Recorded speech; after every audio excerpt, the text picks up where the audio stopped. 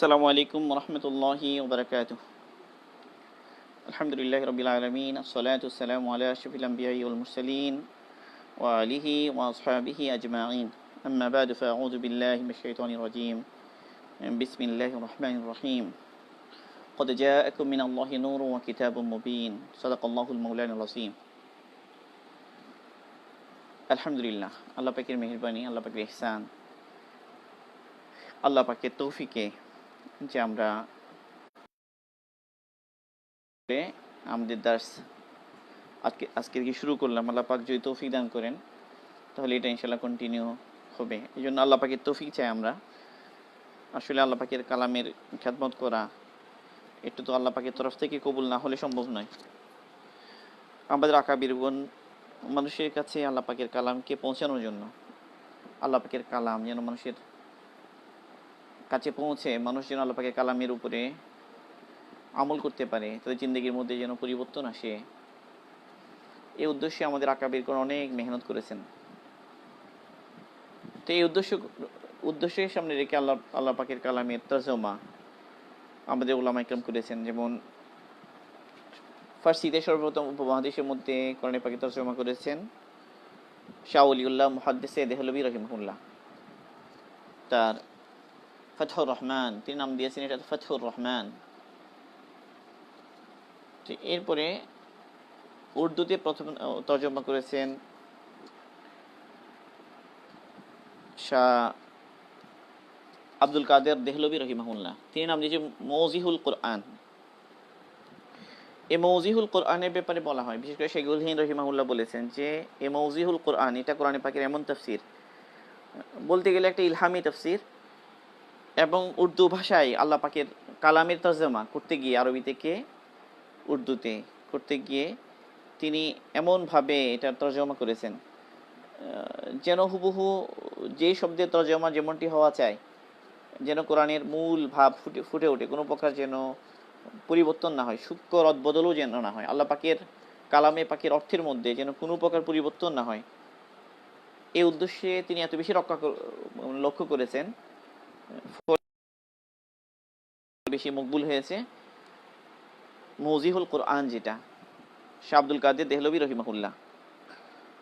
তো তিনি এমন একটা সময়ে এটা তরজমা করেছেন যখন পরবর্তীতে যুগের পরিবর্তনের কারণে যে শব্দগুলো তিনি ব্যবহার করেছেন, পরবর্তীতে সেই শব্দগুলো আর ব্যবহারের মধ্যে রইল না, মানুষের ব্যবহারের মধ্যে রইল না, এবং যুগের পরিবর্তনের কারণে, ভাষাগত পরিবর্তনের কারণে কিছু জটিলতা সৃষ্টি হলো। পরবর্তীতে শেখুল হিন্দ রহিমাহুল্লাহ সমস্ত উলামা ইকরামের বারবার তাকিদের কারণে, বারবার তাগিদ এবং সবার পক্ষ থেকে বারবার আবেদন করা হচ্ছিল যেন আবার নতুন করে একটা তরজমা করা হয়, বিশেষ করে মওজিহুল কোরআনের এমন একটা তরজমা পেশ করা হয় যেন যুগের পরিবর্তনের কারণে যেসব শব্দ মানুষ এখন ব্যবহার করছে না, এর পরিবর্তে যুগের সাথে উপযোগী এমন শব্দ ব্যবহার করা হয় যেন মওজিহুল কোরআন এর যে তরজমা এটার ভাব অক্ষুণ্ণ থাকে, এটার মধ্যে যেন কোনো পরিবর্তন না হয়। এটাকে সামনে রেখে শেখুল হিন্দ রহিমাহুল্লাহ পুনরায় ওই তরজমা যেটা মওজিহুল কোরআন শাহ আব্দুল কাদের দেহলভী রহিমাহুল্লাহ করেছেন, সেটাকে তিনি আবার বারবার তিনি এখানে পড়েছেন এবং অনেক চিন্তা ভাবনা করেছেন, এবং যথাযথ শব্দ তিনি আবার যেখানে প্রয়োজন মনে করেছেন সেখানে ওই শব্দ ব্যবহার করে আবার নতুন করে তরজমা করেছেন। এই তরজমা করার সাথে সাথে তিনি আরেকটা কাজ শুরু করেন, সেটা হলো যেন এই তরজমার সাথে সাথে একটা সংক্ষিপ্ত তাফসীরও এসে যায়, বিশেষ করে সমস্ত তাফসীরের কিতাবগুলো থেকে বিশেষ করে যেন মূল কথাগুলো চলে আসে, সংক্ষেপে মূল কথাগুলো চলে আসে এবং নির্ভরযোগ্য হয়, এবং রাজে তাফসীর মানে কোনো একটা আয়াতের একাধিক তাফসীর থাকতে পারে রিওয়ায়াতের মধ্যে, এর মধ্যে সবচেয়ে নির্ভরযোগ্য, সবচেয়ে গ্রহণযোগ্য তাফসীর কোনটাকে প্রাধান্য দিতে হবে, এই সমস্ত দিক খেয়াল করে তিনি সংক্ষিপ্ত তাফসীরও সাথে যোগ করেছেন। কিন্তু শেখুল হিন্দ রহিমাহুল্লাহ সূরা আলে ইমরান শেষ করার পরে ওনার ইন্তিকাল হয়ে যায়, তিনি আল্লাহ পাকের কাছে প্রিয় হয়ে যান। এরপরে এই অংশটা আল্লাহ পাক এরপরে এই খেদমত যার কাছ থেকে নেন তিনি হচ্ছেন শেখুল ইসলাম আল্লামা শিব্বির আহমদ উসমানী রহিমাহুল্লাহ। তিনি অনেক বড় ব্যক্তিত্ব। শেখুল হিন্দ রহিমাহুল্লাহ যতটুকু কাজ করেছেন ঠিক ওনার ধাঁচে উনি যেভাবে করেছিলেন, সে একই ধাঁচ একই উসলুব অবলম্বন করে আল্লামা শিব্বির আহমদ উসমানী রহিমাহুল্লাহ শেষে এটা শেষ করেন আলহামদুলিল্লাহ। এই জন্য এটাকে আমাদের সামনে যে তরজমায়ে শাইখুল হিন্দিটা, তরজমায়ে শাইখুল হিন্দ হিসাবে এটার পরিচিতি আছে। একইভাবে এটাকে তাফসিরে উসমানীও বলা হয়, আবার ফাওয়াইদে উসমানীও বলা হয়। যেহেতু আমাদের আকাবিদদের এই তরজমা এবং এই তাফসির অনেক বেশি মকবুল হয়েছে, বিশেষ করে সাধারণ মানুষের কোরআনের সাথে সম্পর্ক হওয়া, এটাকে সামনে রেখেই ওনারা এই তরজমাগুলো করেছেন। তো এই জন্য ওনাদের যে তরজমা, এটা আমাদের এটাকে মূল ধরে আমরা আগাবো। এটা হলো আমাদের জন্য সবচেয়ে মানে আমাদের হেফাজতের জন্য, আমরা যেন মিসগাইড না হই এবং আমাদের দ্বারা যেন কোনো ক্ষতি হয়ে না যায়। আমরা কোনো একটা খেদমত করতে গিয়ে যেন আমরা লাভের চাইতে ক্ষতি করে না ফেলি। বিশেষ করে আল্লাহ পাকের কালামের ব্যাপারে যখনই আমরা কোনো একটা কাজ করতে যাব, সেখানে অনেক বেশি সতর্কতা প্রয়োজন। তো এই জন্য এক হলো ওনার মূল যেটা তাফসির উসমানী, এটাকে আমরা যদি সামনে রাখি, এবং এর সাথে আল্লামা তাকি উসমানী দামাত বারাকাতুহুমের এক হলো ওনার তাওজিহুল কোরআন, এটা ওনার সহজ তর্জমা এবং সংক্ষিপ্ত তাফসির, এটা আমরা সামনে রাখি। এবং একই সাথে ওনার ইংরেজি যে তর্জমা কোরআনে করিম, যে তর্জমা করেছেন আল্লামা তাকি উসমানী দামাত বারাকাতুহুম, এই সবগুলো আমাদের যদি সামনে থাকে ইনশাল্লাহ, তাহলে এইগুলোকে মূল ধরে যদি আমরা আগাই ইনশাল্লাহ, যেহেতু এই সবগুলো তর্জমাই কিন্তু বলতে গেলে ভিন্ন ভাষায়, যেমন তাফসির উসমানী এটা উর্দুতে, তারপর তাকি উসমানী সাহেবের যে তাওজিহুল কোরআন এটা তো মূল তো উর্দুতে, বাকি এটার বাংলা যে আমাদের মাওলানা আবুল বাশার মোহাম্মদ সাইফুল ইসলাম দামাত বারাকাতুহুম যেটা মাকতাবাতুল আশরাফ যেটাকে ছাপিয়েছেন ওনারা 3 খণ্ডে, এবং তাকি উসমানী সাহেব সন্তুষ্টি প্রকাশ করেছেন এটার উপরে। এবং আব্দুল মালিক সাহেব হুজুরের একটা সুন্দর ভূমিকা আছে শুরুতে। এবং আমাদের সাধারণ মানুষের জন্য কোরআনে পাকের সাথে আল্লাহ পাকের কালামের সাথে সম্পর্ক হওয়ার জন্য যেই কথাগুলো শুরুতেই আমাদের সামনে থাকা দরকার, একদম শুরুতে যেই কথাগুলোকে সামনে রেখে আমাদের আগানো উচিত, মাওলানা আব্দুল মালিক সাহেব হুজুর দামাত বারাকাতুহুম শুরুতে একটা সুন্দর ভূমিকার মাধ্যমে এই বিষয়গুলো নিয়ে এসেছেন। তাহলে আমাদের আকাবিদদের যে মেহনত, যে কাজ ওনারা করেছেন, ওনাদের কদমে কদম রেখে আমাদেরকে আগাতে হবে। আমরা নতুন কিছু এখানে যোগ করার তো কোনো যোগ্যতা আমাদের নেই, আমরা শুধুমাত্র আমাদের মতো করে ওনাদের কথাগুলোই যেন আমাদের বুঝে আসে, সেই জন্য একটা চেষ্টা আমরা করব। তো এই জন্য শুরুতে আমি মনে করি যে বরকতের জন্য, বিশেষ করে আব্দুল মালিক সাহেব হুজুর যে কথাগুলো লিখেছেন এখানে তাওজিহুল কোরআনের শুরুতে ভূমিকা হিসেবে, ওখান থেকে কিছু চয়িত অংশ আমরা একটু পড়ব। এই বিষয়গুলো আমাদের একদম শুরুতে সামনে থাকা দরকার। আল্লাহ পাকের কালামের সাথে আমাদের তাআল্লুক সম্পর্কের জন্য খুবই জরুরি যে তিনি যে কথাগুলো বলেছেন, লিখেছেন এখানে, খুবই জরুরি এই কথাগুলো যেন আমাদের সামনে থাকে। তো এই জন্য আব্দুল মালিক সাহেব হুজুরের যে ভূমিকা, ওখান থেকে আমরা কিছু জিনিস, কিছু অংশ, পুরোটা তো পড়বো না, এটা অনেক অনেক বেশি কথা এখানে আছে, অনেক লম্বা, এই পুরো কথাগুলোই আমরা পড়বো না। কিন্তু কি আমাদের করণীয়, এখানে আমরা কিভাবে আগাতে পারি, আমাদের জন্য রাহনুমাই, হেদায়েত মানে কি হতে পারে, কিভাবে আমরা আগালে আমাদের জন্য ক্ষতি হবে না, আমাদের জন্য লাভ হবে, এই জন্য এখানে কিছু গুরুত্বপূর্ণ কথা আমি এখান থেকে পড়তে চাচ্ছি। আব্দুল মালিক সাহেব হুজুর এখানে কোরআন বোঝার চেষ্টায় কিছু নিয়ম কানুন, এই হেডিংয়ে তিনি একটা সুন্দর ভূমিকা লিখেছেন। সেখানে তিনি এক পর্যায়ে গিয়ে মাওলানা মুফতি মোহাম্মদ শফি রহমতুল্লাহ আলাইহি সূরা নিসার 82 নম্বর আয়াতের যে আলোচনায় যে কথাগুলো লিখেছেন, সেই কথাগুলো তিনি এখানে তুলে এনেছেন। আমি হুবহু ওখান থেকে দেখিয়ে পড়ছি। তিনি লিখেছেন এখানে, প্রতিটি মানুষ কোরআনের অর্থ ও মর্ম সম্পর্কে চিন্তা ভাবনা করুক, এটি কোরআনের দাবি।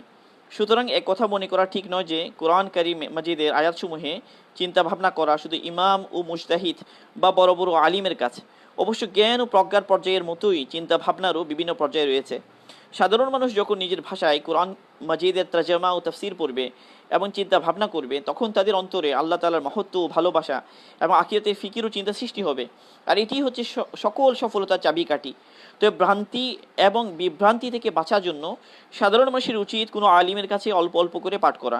এই সুযোগ না থাকলে কোনো নির্ভরযোগ্য তাফসিরের কিতাব পাঠ করবে, এবং যেখানেই কোনো প্রশ্ন ও সংশয় দেখা দেয় নিজের বিদ্যা বুদ্ধি দ্বারা উত্তর না খুঁজে বিজ্ঞ আলিমের সাহায্য নেবে। মারিফুল কোরআন 2য় খণ্ড 488 পৃষ্ঠা। এরপর আব্দুল মালিক সাহেব হুজুর লিখেন যে কোনো বুজুর্গ মনে করেন যে আরবি ভাষা ও দিনের প্রাথমিক বিষয়াদির জ্ঞান অর্জন ছাড়া কোরআন মাজিদের তরজমা পাঠ করা ক্ষতিকর এবং এজন্য তা পরিহার করা উচিত। তাদের কথা একেবারেই কারণহীন নয়।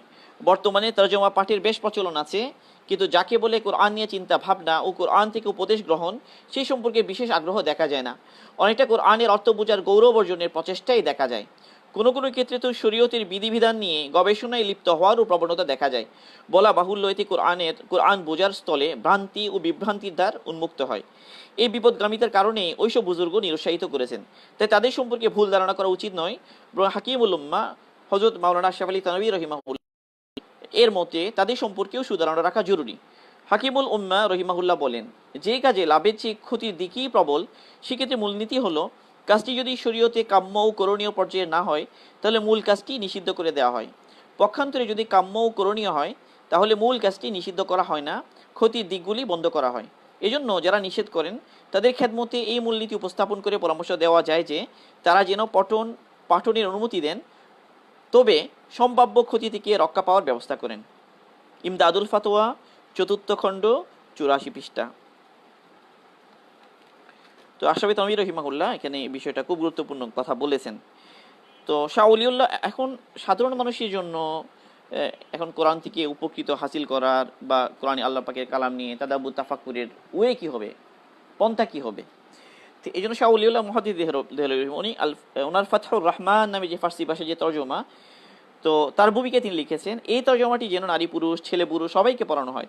তিনি আরও বলেন, কোরআন শুদ্ধ করে পড়তে শেখার পর সহজে ফার্সি ভাষা বুঝে এমন সকলকে এই তরজমা পড়ানো উচিত, যাতে সবার আগে তাদের অন্তরে প্রবেশ করে কোরআনের বাণী। তার পুত্র হযরত মাওলানা শাহ আব্দুল কাদের দেহলভী রহিমাহুল্লাহ মোজিহুল কোরআন উর্দু ভাষায় কোরআনের তরজমা ও সংক্ষিপ্ত টিকা লিখেছেন। ভূমিকায় তিনিও বলেছেন, লক্ষ্য করুন, মুসলমানের অপরিহার্য কর্তব্য রবের পরিচয় লাভ করা, তার গুণাবলী জানা এবং তার আদেশ নিষেধ ও সন্তুষ্টি অসন্তুষ্টি জ্ঞান অর্জন করা, কারণ এটা ছাড়া বন্দিগি হতে পারে না। আর যে বন্দিগি করে না সে বান্দা নয়। আর মানুষ আল্লাহ পাকের পরিচয় পাবে শিক্ষকের শেখানোর দ্বারা, কারণ মানব সুন্দর সম্পূর্ণ অজ্ঞ অবস্থায় জন্ম লাভ করে, এরপর শেখানোর দ্বারা সবকিছু শিখে ফেলে। আর যদিও উর্দু তরজমার দ্বারা কোরআনের অর্থ বোঝা সহজ হয়েছে, তবু উস্তাদের সনদ প্রয়োজন, কারণ একে তো সনদ ছাড়া কোরআনের মর্ম গ্রহণযোগ্য নয়। দ্বিতীয়ত পূর্বাপর মিলিয়ে সঠিক অর্থ বোঝা এবং ভুল ও বিচ্ছিন্ন অর্থ থেকে বেঁচে থাকা উস্তাদের সহায়তা ছাড়া সম্ভব হয় না। কোরআনের ভাষা আরবি হওয়ার পরও তো আরবদের উস্তাদের প্রয়োজন হয়েছে। একই কথা কিছু বিস্তারিতভাবে বলেছেন শেখুল হিন্দ রহিমাহুল্লাহ তিনি তার কোরআনের তরজমার ভূমিকায়। হাকিমুল উম্মাহ থানভী রহিমাহুল্লাহর কাছে এক ব্যক্তি একটি দীর্ঘ প্রশ্ন লিখেছিলেন এবং দলিল প্রমাণের সাথে এই প্রস্তাব পেশ করেছিলেন যে ছেলে মেয়েদেরকে এবং বিশেষভাবে মজদুর শ্রমজীবী পরিবারের ছেলে মেয়েদেরকে কোরআন তিলাওয়াত ও মাতৃভাষায় শিক্ষা গ্রহণের পর আহলুস সুন্নাহ ওয়াল জামাতের কোনো আলেমের কোরআন তরজমা পড়িয়ে দেওয়া উচিত। আরবি ভাষা ও নাহব সরফের জ্ঞান অর্জনের উপর তা মওকুফ রাখা ঠিক নয়। হযরত রহিমাহুল্লাহ জবাবে যা লিখেছেন তার সার কথা এই যে কোরআন মাজিদের শিক্ষা সকল শ্রেণী, পেশা এবং সকল বয়সী নারী পুরুষের জন্য। এই কথা তর্জমা শিক্ষার ক্ষেত্রেও প্রযোজ্য। তবে শরীয়তের নীতিমালা ও অভিজ্ঞতার আলোকে তর্জমার পঠন পাঠন তখনই ফলপ্রসূ হবে যখন নিম্নোক্ত শর্তগুলি পালন করা হয়। এক, শিক্ষককে বিজ্ঞ ও বিচক্ষণ আলেম হতে হবে, যাতে তর্জমা বোঝানো এবং তাফসীরের বিষয়বস্তু নির্বাচনের ক্ষেত্রে শ্রোতার বুঝ বুদ্ধির দিকে লক্ষ্য রাখতে পারেন। দুই, ছাত্রকে অনুগত ও মেধাসম্পন্ন হতে হবে। নিজের বুঝ বুদ্ধি সম্পর্কে অতি আত্মবিশ্বাসী হওয়া যাবে না, অন্যথায় তাফসীর ভুল বুঝতে পারে কিংবা তাফসীর বি রায়ের দুঃসাহস করতে পারে। তিন, কোনো বিষয় যদি ছাত্রের ধারণ শক্তির তুলনায় সূক্ষ্ম এবং জটিল হয় তাহলে শিক্ষক তাকে উপদেশ দিবেন যে এই অংশের তর্জমা শুধু বরকতের জন্য পড়ো বা আপাতত এতটুকুই মনে রাখো, এর চেয়ে গভীরে যাওয়ার চেষ্টা করো না। ছাত্র এই উপদেশ মান্য করবে। এরপর যখন সে তাফসীর বোঝার যোগ্য হবে, তা অধ্যয়নের দ্বারা হোক, জ্ঞান বৃদ্ধির কারণে হোক, কিংবা আলেমগণী সাহচর্যের দ্বারা হোক, তখন বিজ্ঞ আলিমের কাছে ব্যাখ্যা সহ তর্জমা পাঠ করবে, প্রাথমিক পাঠের উপরে সমাপ্ত করবে না। থানভী রহিমাহুল্লাহ আরও লিখেন, একইভাবে যারা শিক্ষিত বয়স্ক ব্যক্তিবর্গ উস্তাদ ছাড়া তরজমা ও তাফসীর অধ্যয়ন করেন তাদের জন্য অনেক বিজ্ঞ আলিমের পরামর্শ এটাই। তবে যোগ্য শিক্ষক পাওয়া না গেলে তারা পরামর্শ দেন যে প্রথমে দিনের প্রয়োজনীয় জ্ঞান অর্জন করবে, যাতে কোরআনের বিষয়বস্তুর সাথে পরিচিতি গড়ে ওঠে। এরপর অধ্যয়নের সময় কোথাও সামান্যতম খটকা হলেও নিজে নিজে চিন্তা না করে জায়গাটি চিহ্নিত করে রাখবে এবং কোনো বিজ্ঞ আলেমের সাক্ষাৎ পেলে তার কাছ থেকে সমাধান নিবে। ইমদাদুল ফাতোয়া খণ্ড 4 পৃষ্ঠা 79 থেকে 85। তো আমাদের আকাবিদগণের যা আলোচনা গেল এই সবগুলো কথা খোলাসা এটা যে আল্লাহ পাকের কালাম থেকে আমাদের সবারই ফায়দা নেওয়া দরকার। আমরা সাধারণ হই বা আমরা উচ্চশিক্ষিত হই, সাধারণ স্টুডেন্ট হই, আল্লাহ পাকের কালামের সাথে আমাদের সম্পর্ক হওয়া উচিত। তবে তার জন্য একটা মূলনীতি আমাদের সামনে থাকা চাই যে আমরা কতটুকু আগাবো, কোথায় আমাদেরকে থামতে হবে, কতটুকু আমরা আগাবো প্রত্যেক ব্যাপারে, কিভাবে আমরা আগাবো এবং কোথায় আমাদের থামা জরুরি, এটা আমাদের বোঝা জরুরি। তো এরপর যেটা আল্লাহ পাক আমাদেরকে তৌফিক দান করুন, আমরা আল্লাহ পাকের ভরসা করি। যদি আমাদের যোগ্যতা নাই, আল্লাহ পাকের কালামের উপরে কালাম নিয়ে কাজ করার যোগ্যতা এটা তো আমাদের আসলে নাই, আমরা অক্ষম আল্লাহ পাকের কালাম তার মর্ম বোঝা। আমরা শুধুমাত্র আমাদের আকাবিরগণের যে পদ, মানে তাদের কদমে কদম রেখে আমাদের আগানোর চেষ্টা করা, যেন আল্লাহ পাক আমাদেরকে মাহরুম না করেন, আমরাও যেন আল্লাহ পাকের কালাম থেকে কিছু বরকত যেন হাসিল করতে পারি, এই উদ্দেশ্যেই আমাদের একটু আগানোর চেষ্টা। তো আমরা যে আমাদের মোটামুটি আলহামদুলিল্লাহ, আমরা যে আলহামদুলিল্লাহ আজকে তো একটু ভূমিকা হিসেবে কিছু কথা বলতে হচ্ছে। তো আমরা যেটা মানে আমার যে চিন্তা সেটা হলো, এক হলো মানে শব্দে শব্দে তর্জমা করা, সেটা বাংলা এবং ইংরেজি দুইটাই আমরা যদি করি তাহলে আমাদের জন্য সুবিধা হবে। কেন? কারণ আমরা অনেকেই ইংরেজি শিক্ষিত, আমাদের জন্য সুবিধা হবে, বিশেষ করে আমরা যদি মানে আমরা সামনে রাখি এটা। এই জন্য আমি আমাদের এখানে গ্রুপের মধ্যে ফাইলের মধ্যে আমি এই দুইটাই দিয়েছি। এক হলো তাফসীরে উসমানী, এটা উর্দুতে। এখন এটা তো আমাদের সবার পক্ষে সম্ভব হবে না, কেউ যদি তাওজিউল কোরআনও দিতে পারে, এটা কারো যদি পিডিএফ থাকে এটাও আমরা দিতে পারি। আর এটা হলো তাকি উসমানী দামাত বারকাতুহুমের যে কোরআনে কারীম, যেটা এটার একটা ফাইলের মধ্যে আমি দিয়েছি। এটাও আমরা পিডিএফটা আমরা কি করতে পারি, আমরা ডাউনলোড করতে পারি, এটা আমরা দেখলাম। আরেকটা হলো যে আমরা প্রত্যেকেই আল্লাহ পাকের কালাম সামনে রাখতে পারি। আমরা যখনই আলহামদুলিল্লাহ শুরু করব, আল্লাহ পাকের কালাম যেন আমাদের সামনে থাকে, অজুর সাথে যেন আমরা বসি, সবগুলো আদাব যেন আমরা লক্ষ্য করি। আমরা আল্লাহ পাকের কালাম থেকে ফায়দা নেওয়ার যে যোগ্যতার ব্যাপারে আমরা যদি অক্ষম মনে করি, আল্লাহ পাকের দিকে আমরা মুতাওয়াজ্জু হই যে আল্লাহ পাক আমাদেরকে দান করেন, আল্লাহ পাক আমাদেরকে দয়া করেন। পরিপূর্ণভাবে যদি আমরা আল্লাহ পাকের দিকে ইনশাল্লাহ মুতাওয়াজ্জু হয়ে ইনশাল্লাহ শুরু করি, হতে পারে যে আল্লাহ পাক আমরা অযোগ্য হলেও কিছু হলেও তো আল্লাহ পাক আমাদেরকে দান করবেন। নিজের অক্ষম মনে করা, দুর্বল মনে করা, আদাবের দিকে খেয়াল রাখা, আল্লাহ পাকের আজমত আমাদের অন্তরে থাকে, আল্লাহ পাকের কালামের আজমত আমাদের অন্তরে থাকে। কারণ রাজা বাদশার কথার মর্যাদা দেয়া হয়, কারণ রাজা বাদশার কথা যেটা, এটা হলো কথার রাজা। কালামুল মুলুকি মুলুকুল কালাম, এই ধরনের একটা প্রবাদই আছে যে যারা রাজা তাদের কথা যেন কথা রাজা। তো আল্লাহ পাক রাজা দিরা আছে, আল্লাহ পাকের কালাম তার মর্যাদা কত বেশি হবে। এই জন্য মুজাহিদ রহিমাহুল্লাহ নাকি কার জন্য, আর আমার হঠাৎ করে মনে পড়ছে ইকরিমা রাদিয়াল্লাহু তাআলা আনহু, ওনার ব্যাপারে যে উনি যখন আল্লাহ পাকের কালাম হাতে নিতেন, হাদা কালামু রব্বি বলতে বলে বেহুশ হয়ে যেতেন। তো আল্লাহ পাকের আসমত আমাদের অন্তরে থাকে, আল্লাহ পাকের কালামের আসমত আমাদের অন্তরে থাকে, এবং দিল থেকে আল্লাহ পাকের কালামের প্রতি মহব্বত থাকে। মহব্বতের সাথে যদি আমরা চেষ্টা করি, নিজেকে অক্ষম মনে করি, আল্লাহ পাকের কাছে দোয়া করি, অসম্ভব নয়, আল্লাহ পাক আমাদেরকে কিছু হলেও দান করবেন। এই জন্য শুরুতে আমরা আল্লাহ পাকের কালাম যেটা সূরা ফাতিহা, এটা দিয়ে শুরু করি। তো শুরুতে আউযু বিল্লাহি মিনাশ শাইতানির রাজিম, আল্লাহ পাকের কালাম পড়ার শুরুতে এক হলো পবিত্র অবস্থায় আল্লাহ পাকের কালাম তো এক হলো যদিও মুখস্থ উজু ছাড়া পড়া যায়, তারপরে উচিত হলো যে অজুর সাথেই তেলাওয়াত করা, এবং আল্লাহ পাকের কালাম এটা তো অজু ছাড়া স্পর্শ করা হারাম, এই জন্য অজুর সাথেই আল্লাহ পাকের কালাম সামনে নিয়ে বসা। এরপর হলো শুরুতেই আউযু বিল্লাহি মিনাশ শাইতানির রাজিম পড়া। এরপর যেটা জরুরি সেটা হলো যে ইনশাআল্লাহ আমরা শুরু করি। তো প্রথমে সূরা ফাতিহা, এটা যেহেতু প্রতিদিন সালাতে পড়া হয়, সেই হিসেবে আমরা এটাকেই শুরু করতে চাই।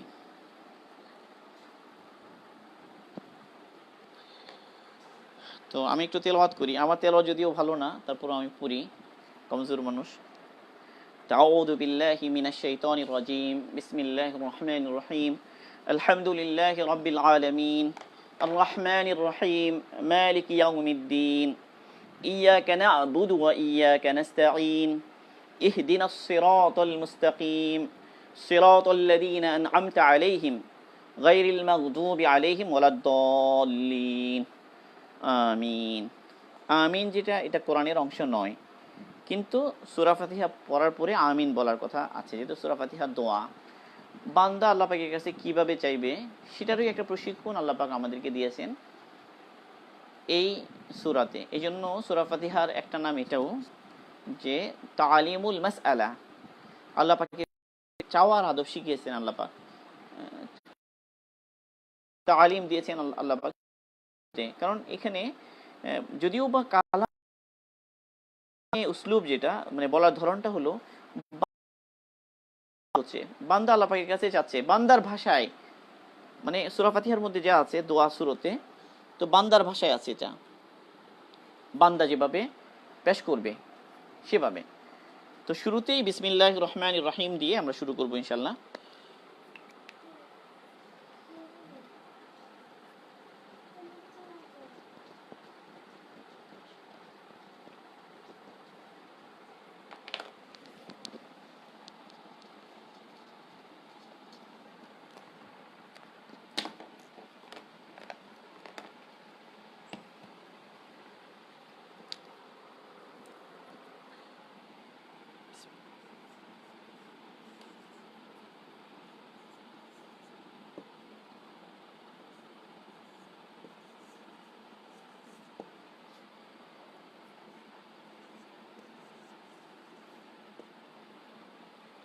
আমি এখানে হরকত দিইনি।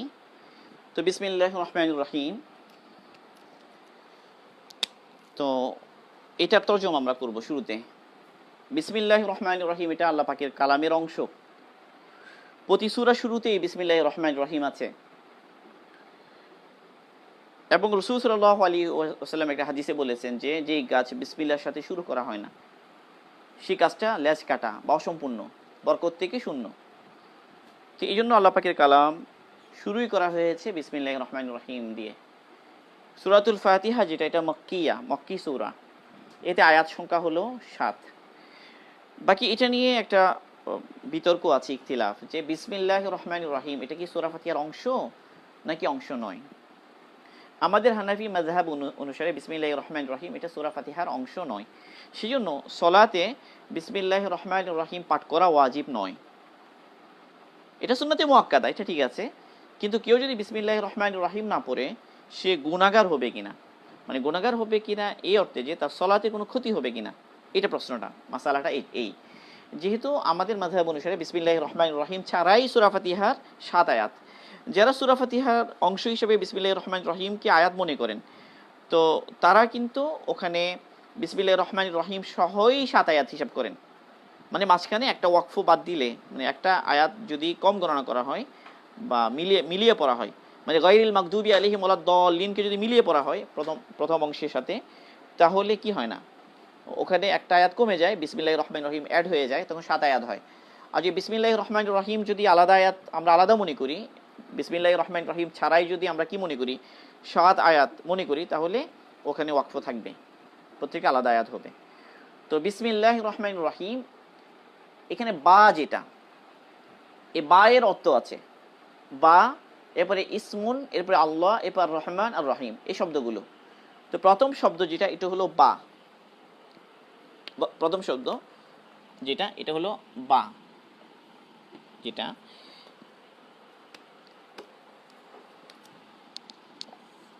বা, এরপরে ইসিম।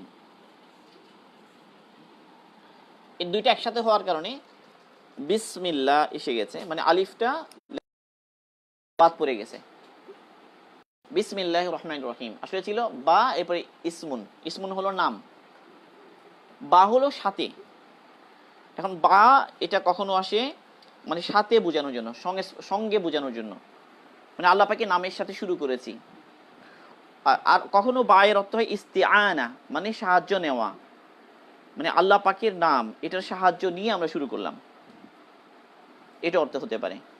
বাকি আল্লাহ পাকের নামে আমরা শুরু করেছি, এটা আমাদের জন্য সরল বাংলা তর্জমা, যে শুরু করছি আল্লাহ পাকের নামে, বা আল্লাহ পাকের নামের সাথে আর কি, বা ইসমুল্লাহ আল্লাহ পাকের নাম। আর রহমান যেটা, সেটা হচ্ছে আল্লাহ পাকের গুণবাচক নামের একটা। এবার রহিম এটা আরেকটা গুণবাচক নাম।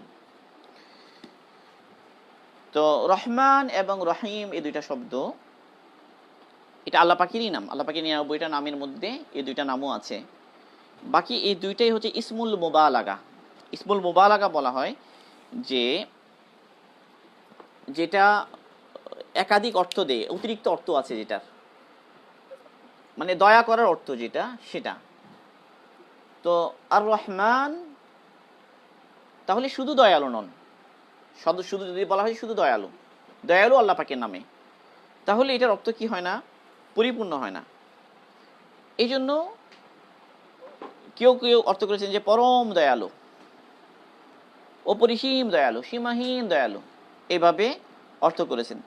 আল্লামা তাকি উসমানী দামাত বারাকাতুহুম তিনি একটু ভিন্ন তরজমা করেছেন। এটা তিনি বলেছেন যে সকলের জন্য দয়ালু, সকলের, তিনি বলছেন সকলের প্রতি দয়াবান, যিনি আল্লাহ পাকের নামে শুরু, যে সকলের প্রতি দয়াবান, পরম দয়ালু। এই সকলের প্রতি দয়াবান এই অর্থটা তিনি আর রহমানের যে অর্থ এটা থেকে বের করেছেন। মানে আর রহমান এবং আর রহিম দুইটার অর্থই হলো কাছাকাছি, মানে অনেক বেশি দয়ালু। তবে একটু পার্থক্য আছে, সেটা কি, রহমান যখন বলা হয় তো তখন অর্থ হয় এটা যে মুমিন কাফের সবার প্রতি নির্বিশেষে আল্লাহ পাক দয়া করেন, মানে দুনিয়াতে। তো দুনিয়াতে আল্লাহ পাক রহমান, আর আখিরাতে আল্লাহ পাক হবেন রহিম। এই জন্য রহমানুদ দুনিয়া ওয়া রহিমুল আখিরা এভাবে বলা হয়। রহমানুদ দুনিয়া, কেন রহমানুদ দুনিয়া? কারণ আল্লাহ পাক দুনিয়াতে মুমিন কাফের সবাইকে দয়া করেন, আর আখিরাতেও আল্লাহ পাক অনেক বেশি দয়া করবেন, তবে সেটা শুধু মুমিনদেরকে দয়া করবেন। সেই জন্য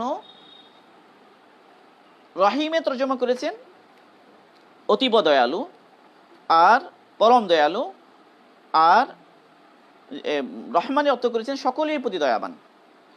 এটা ইংরেজি তর্জমা তিনি করেছেন যেটা, সেটা হলো যে with the name of Allah the all merciful, the very merciful. All merciful, the very merciful. All merciful, very merciful. তো অল আর ভেরি এই দুইটা শব্দ এনেছেন মুবালাগার অর্থ যেন প্রকাশ পায় সেই উদ্দেশ্যে। অল সকলের প্রতি দয়া করেন দুনিয়াতে, এই জন্য রহমান এর তর্জমা করেছেন অল মার্সিফুল, সকলের প্রতি দয়াবান। আর রহিম এটাও যেহেতু পরম দয়ালু, অপরিসীম দয়ালু যেভাবে বলি, সেক্ষেত্রে তিনি ভেরি মার্সিফুল তর্জমা করেছেন। তাহলে all merciful and very merciful এই দুইটা দ্বারা আমরা বুঝি যে দুনিয়াতে তিনি রহমান, সবাইকে দয়া করেন, মুমিন কাফের সবাই দয়ার মধ্যে শামিল, অল মার্সিফুল। আর যেটা রহিম, সেখানেও আল্লাহ পাক অনেক বেশি দয়া করবেন, সেটা শুধু মুমিনদেরকে দয়া করবেন। সেই জন্য সেখানে রহিমের অর্থের মধ্যে শুধু ভেরি মার্সিফুল বলেছেন। তাহলে রহমান এবং রহিম দুইটার মধ্যেই দয়া করার অর্থ আছে, তবে রহিম শব্দের চাইতে রহমানের মধ্যে রহমতের পরিমাণ বেশি। রহিম দয়ালু, রহমান তাও দয়ালু, পরম দয়ালু, দুইটার অর্থ, কিন্তু রহমানের মধ্যে একটা অক্ষর বেশি রহিমের তুলনায়।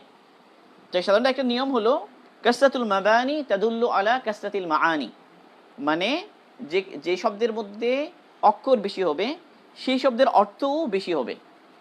তাহলে আর রহমানের মানা যেটা, সেটা হবে সবাই দয়া বেশি, আর রহিম যেটা শুধু আকিরাতে মুমিনদেরকে আল্লাহ পাক দয়া করবেন, এই জন্য আর রহিম ভেরি মার্সিফুল।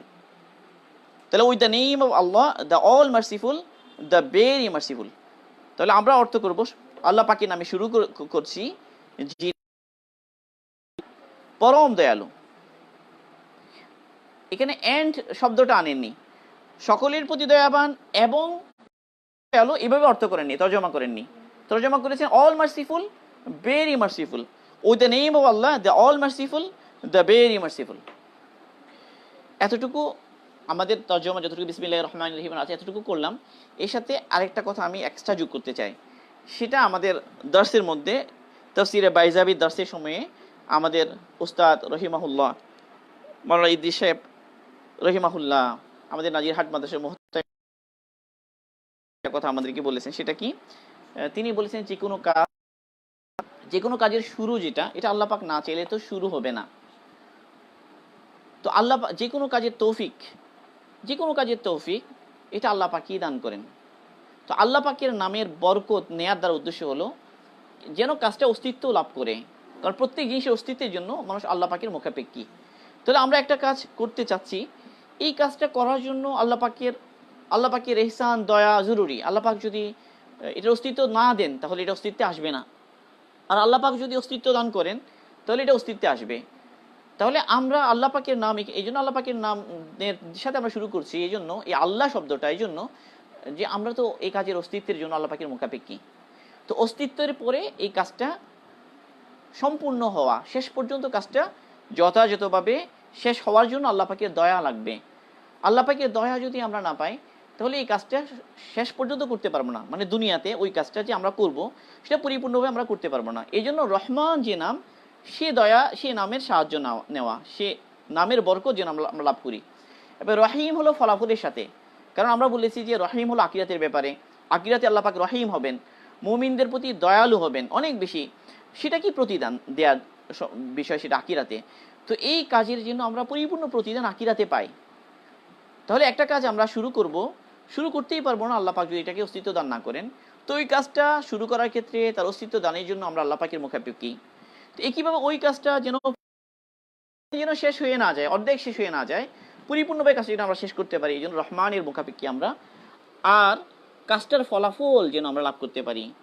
কোনো একটা কাজ আমরা শুরু করছি, সেটা যেন দুনিয়াতেই এটার একটা ভালো ফলাফল পাওয়া যায়, একইভাবে আখিরাতেও যেন এই কাজটার একটা ভালো ফলাফল পাওয়া যায়। যেন দ্বীনি খেদমত যদি হয় তাহলে দুনিয়াতেও যেন কাজটা দ্বারা মানুষের উপকার হয়, মানুষ উপকার পায়। আর আখিরাতে যদি হয়, আখিরাতে যেন আমরা এটার বিনিময়ে নেকি পাই। আল্লাহ পাক যেন আমাদের এই আমালের দ্বারা আখিরাতে আমাদেরকে নাজাত দেন। তাহলে সেটা আমাদের দুনিয়ার কাজ হোক বা আখিরাতের কাজ হোক, যে কোনো কাজ শুধু মুমিনের আখিরাতের জন্য, আখিরাতে আলটিমেটলি ফলাফল লাভ করার জন্য। তো যেন প্রত্যেক কাজের ক্ষেত্রেই আমরা বিসমিল্লাহির রহমানির রহিম বলবো।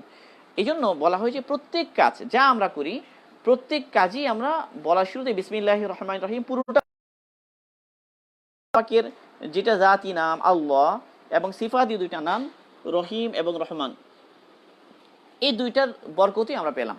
এই সব কাজের শুরুতে আমরা বিসমিল্লাহির রহমানির রহিম বলবো। যেন অজুর শুরুতে বিসমিল্লাহির রহমানির রহিম, অজুর প্রত্যেক অঙ্গ ধোয়ার শুরুতে বিসমিল্লাহির রহমানির রহিম, কাপড় পরার শুরুতে বিসমিল্লাহির রহমানির রহিম, খাওয়ার শুরুতে বিসমিল্লাহির রহমানির রহিম, এবার সব কাজেই বিসমিল্লাহির রহমানির রহিম পুরোটা আমরা বলবো। আল্লাহ পাক আমাদের সবাইকে তৌফিক দান করুন। সুবহানাল্লাহি ওয়া বিহামদিহি, সুবহানাকাল্লাহুম্মা বিহামদিকা, আশহাদু আল্লা ইলাহা ইল্লা আনতা, আস্তাগফিরুকা ওয়া আতুবু ইলাইক।